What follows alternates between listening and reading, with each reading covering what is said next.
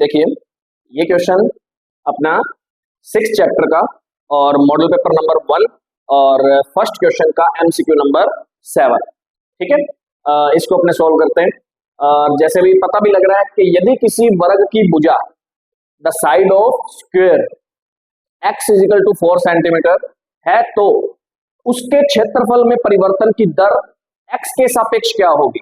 तो पूछा गया क्वेश्चन के अंदर the rate of change in area of square with respect to x, ठीक है।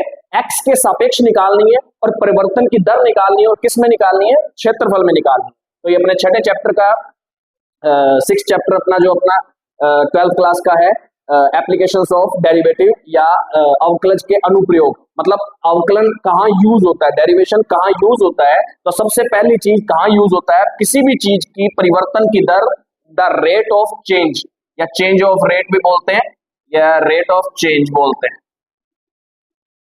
ठीक है। रेट ऑफ चेंज निकालने के लिए किया जाता है डेरिवेटिव का यूज। तो अपने कैसे निकालते हैं, तो एक चीज ध्यान रखनी है, रेट ऑफ चेंज निकालनी है, किसके रिस्पेक्ट निकालनी है, एक्स के रिस्पेक्ट। मतलब जो अवकलन किया जाता है, अवकलन ही करते हैं, सीधी सीधी सी बात है कि अवकलन करना है, किसका करना है, एक्स के सापेक्ष करना है, किसका करना है, क्षेत्रफल का। क्षेत्रफल कितना, क्षेत्रफल को बोलते हैं ए, और किसका है क्षेत्रफल, स्क्वायर का। वर्ग मतलब स्क्वायर, ठीक है। भुजा मतलब साइड, ठीक है। तो अपने जानते हैं कितना है, वर्ग का अपने क्षेत्रफल बोले या एरिया ऑफ स्क्वायर बोले तो कितना होता है, साइड की स्क्वायर भुजा की स्क्वायर।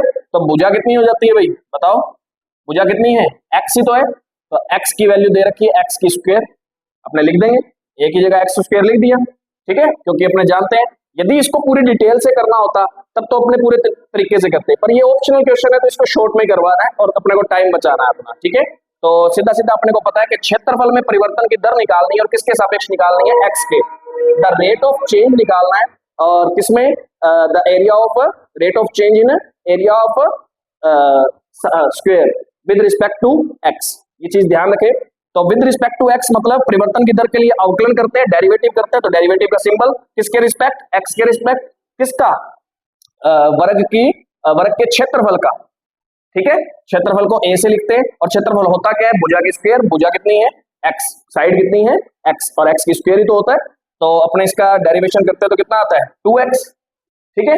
और अपने को एक कंडीशन और दे रखी है कि एक्स की वैल्यू लास्ट में रखनी कितनी है 4। तो यहां पर अपने लिख देंगे, इसका मतलब हुआ एरिया में परिवर्तन की दर, ठीक है, किस वैल्यू पर, x इजिकल टू 4 पर, x इजिकल टू 4 पर। तो इसके अंदर x इजिकल टू 4 रख देंगे, आंसर कितना आ जाएगा 8 सेंटीमीटर। देखो अब यहां पर एक चीज और खास करके ध्यान देनी है, किसके अंदर रेट ऑफ चेंज निकाल रहे हैं, एरिया में। एरिया कितना होता है, एरिया का जो यूनिट होता है, इकाई होती है, तो उसके पीछे क्या लगता है, सेमी स्क्वायर एरिया का।